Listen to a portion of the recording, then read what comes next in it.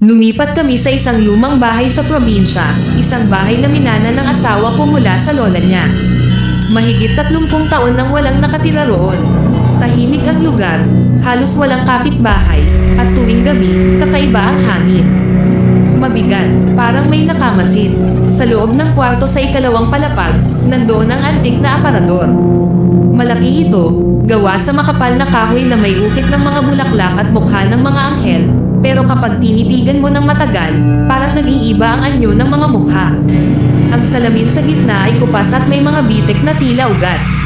Luma lang yan, sabi ng asawa ko. Pero simula pa lang, ayaw ko na talaga rito.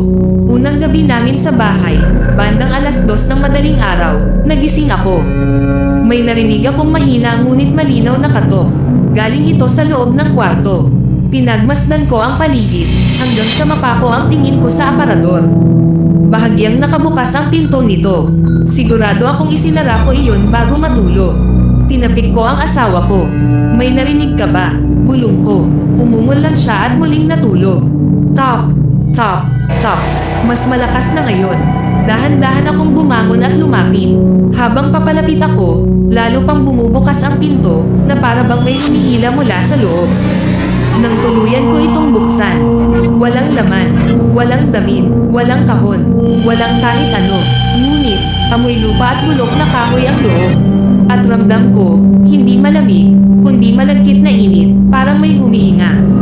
Isinara ko agad ang aparador at bumalik sa kama. Pero simula noon, hindi na ako nakatulog ng maayos. Napansin kong tuwing gabi, may nadagdag na gasgas sa salamin ng aparador. Parang mga kuko. Isang gabi, naglakas loob akong silipin ang salamin. At doon ko siya nakita. Isang babae, nakatayo sa likod ko. Pero nang lumingon ako, wala naman. Pagharap ko ulit sa salamin, nakangiti na siya. Mahaba ang buhok, basa.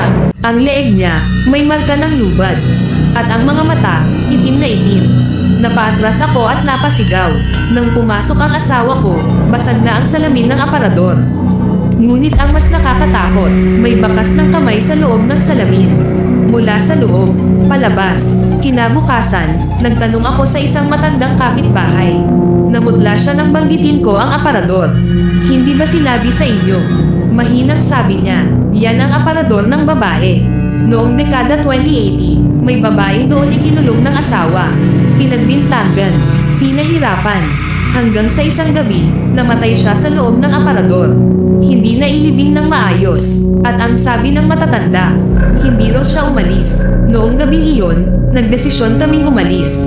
Habang nag-iimpake, narinig namin ang malakas na kalabog. Bumagsak ang aparador, mag-isa, at dahan-daang bumukas ang pinto.